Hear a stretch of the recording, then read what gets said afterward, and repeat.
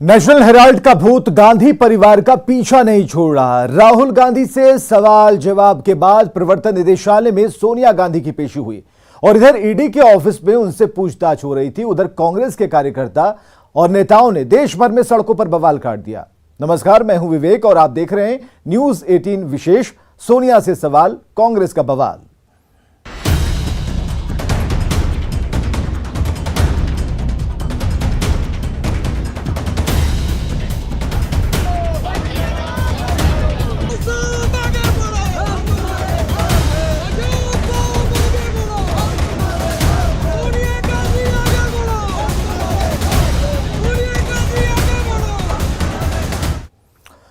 गुरुवार को कांग्रेसी कार्यकर्ताओं ने देश भर में बवाल काट दिया। संसद से लेकर सड़क तक जमकर प्रदर्शन किया। दिल्ली से लेकर पटना तक और ओडिशा से लेकर महाराष्ट्र तक सड़कों पर जमकर बवाल काटा। यहां तक कि राजस्थान के मुख्यमंत्री अशोक गहलोत ने भी दूसरे सीनियर कांग्रेसी नेताओं के साथ खूब बवाल काटा। कारण था सोनिया गांधी की प्रवर्तन निदेशालय में पेशी। प्रवर्तन निदेशालय ने सोनिया गांधी को नेशनल हेराल्ड मामले में पूछताछ के लिए ईडी दफ्तर बुलाया था। प्रवर्तन निदेशालय ने लगाई आवाज।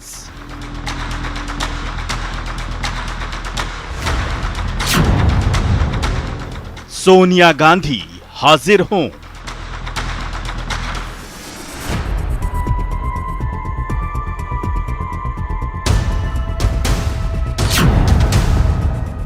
सोनिया की पेशी पर कांग्रेस का सत्याग्रह।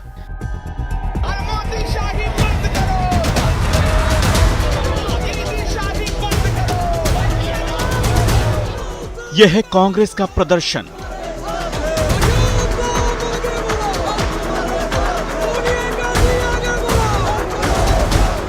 संसद से लेकर सड़क तक कांग्रेसी कार्यकर्ताओं ने आसमान सिर पर उठा लिया।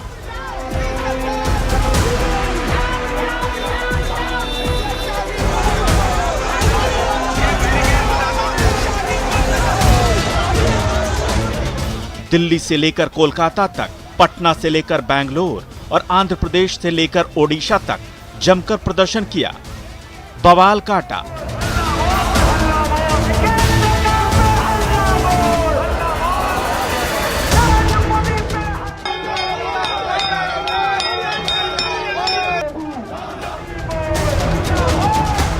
नेशनल हेराल्ड मामले में प्रवर्तन निदेशालय यानी ईडी के सामने सोनिया गांधी की पेशी के विरोध में कांग्रेस के कार्यकर्ता गुरुवार को सड़कों पर उतर आए।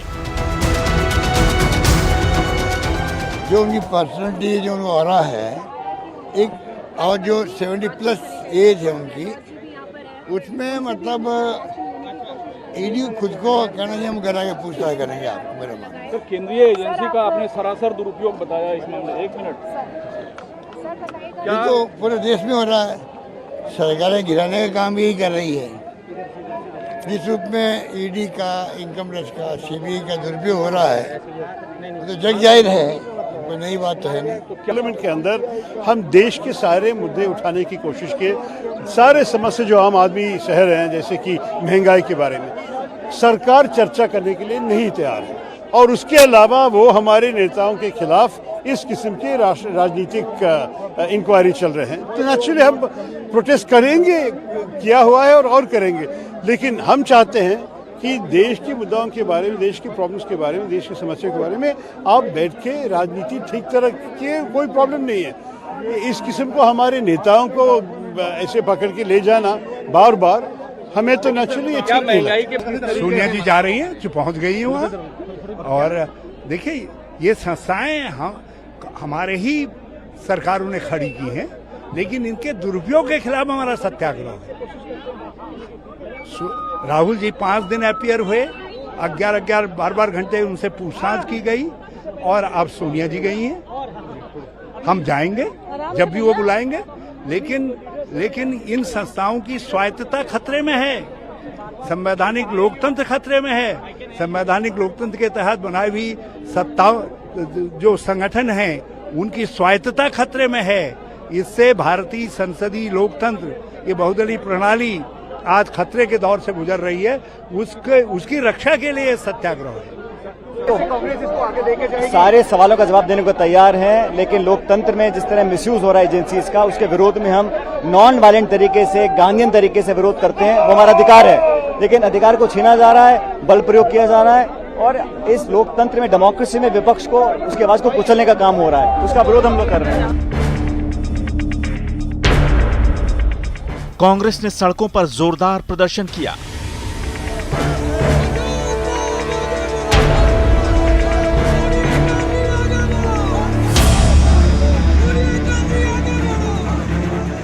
अशोक गहलोत और आनंद शर्मा समेत कई और सीनियर नेताओं ने दिल्ली में जोरदार प्रदर्शन किया।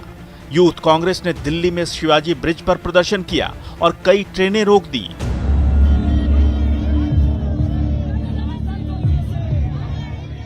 विरोध प्रदर्शन को देखते हुए ट्रैफिक पुलिस ने व्यवस्था को बनाए रखने के लिए विशेष इंतजाम किए थे। कई जगहों पर ट्रैफिक डाइवर्ट भी किया गया। बावजूद इसके प्रदर्शन जारी रहा। ईडी का प्रोसेस में कोई बाधा ना हो, सरकारी काम में कोई बाधा ना हो। इसके अलावा हम अपने तरफ से जो भी अपील करना चाहते हैं जनता को कि सरकारी काम में बाधा ना लगाए और पुलिस के साथ कोऑपरेट करके चले। नई दिल्ली में पहले से ही 144 का धारा लागू है और इसके लिए हम गैदरिंग किसी भी तरह का नई दिल्ली के अंदर अलाउ नहीं करते हैं, तो इस तरह के नाजायज़ गैदरिंग ना बनाएं।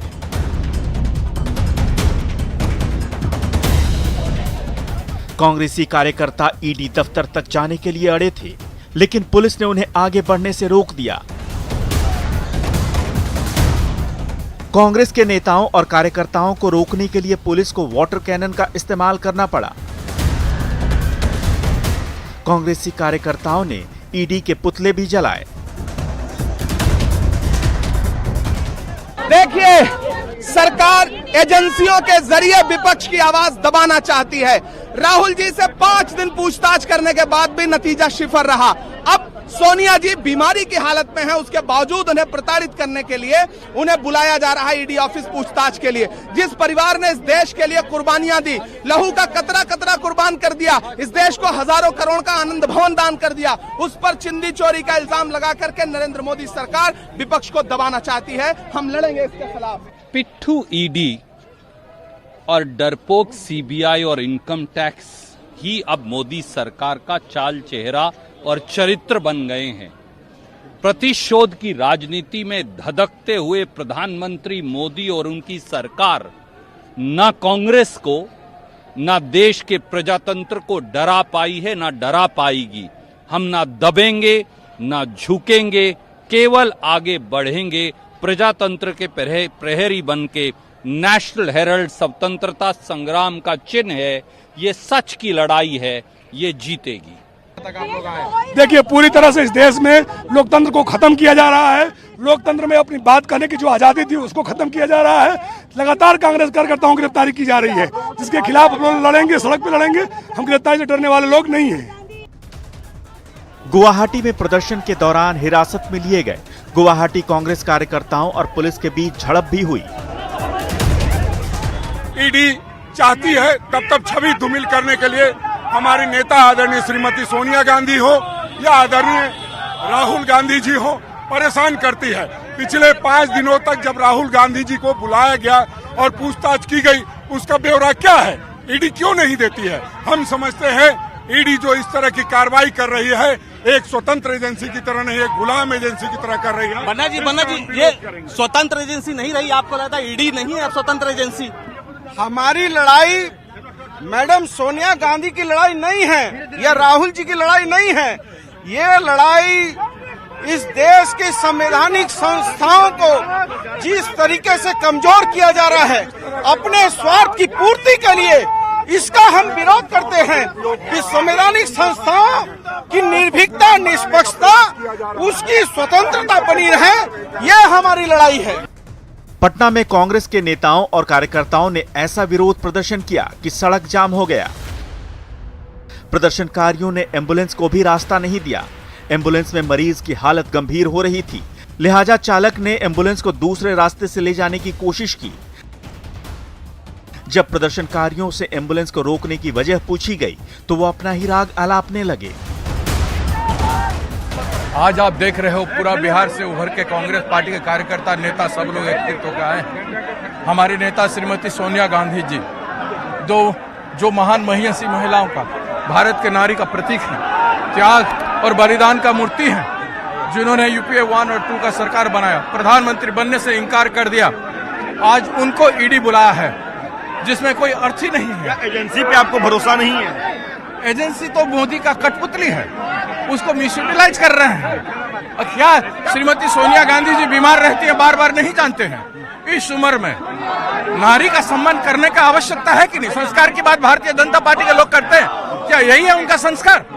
ये प्रदर्शन एक बात के लिए नहीं है, यह देश जो गुलामी के जंजीर में फंसते जा रहा है उसका विरोध करने के लिए प्रदर्शन है। ये बात ठीक है, आज के इशू में हमारे नेता सोनिया गांधी जी को ईडी ने बुलाया है, उस विरोध में ये लोग जमा हुए हैं।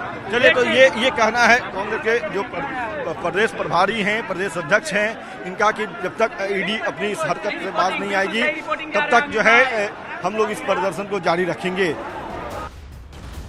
पटना ईडी कार्यालय पर लगे बोर्ड पर कांग्रेस के कार्यकर्ताओं ने कालिख पोत दी।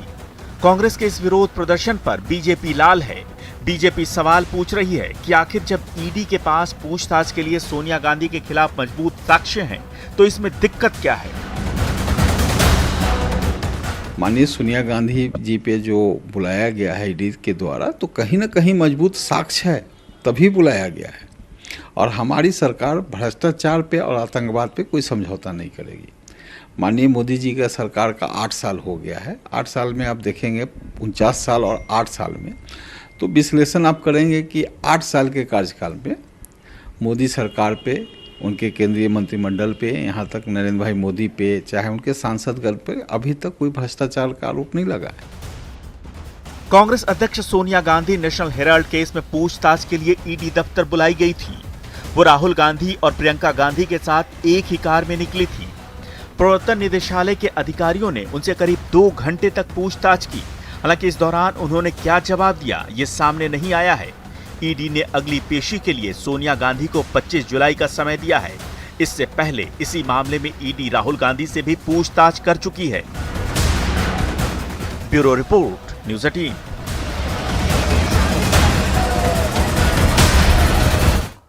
राहुल गांधी और सोनिया गांधी से प्रवर्तन निदेशालय के सामने जिस नेशनल हेराल्ड अखबार से जुड़े मामले में पूछताछ को लेकर बवाल मचा, वो आखिर क्या है और क्या है पूरा मामला? क्यों इस घोटाले में सोनिया गांधी और राहुल गांधी का नाम आ रहा है, समझते हैं।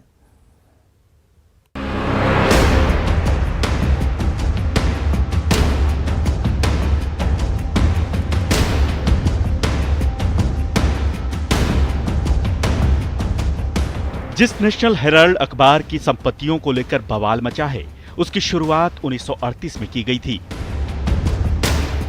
उस समय अखबार का मकसद आजादी की लड़ाई में योगदान देना था।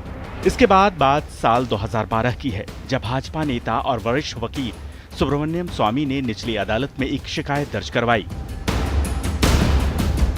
इस शिकायत में उन्होंने आरोप लगाया कि यंग इंडियन लिमिटेड द्वारा एसोसिएटेड जर्नल्स लिमिटेड के अधिग्रहण से जुड़े धोखाधड़ी में कुछ कांग्रेसी नेता शामिल हैं। सुब्रमण्यम स्वामी का आरोप था कि वाईआईएल ने नेशनल हेराल्ड की संपत्ति पर गलत तरीके से कब्जा किया।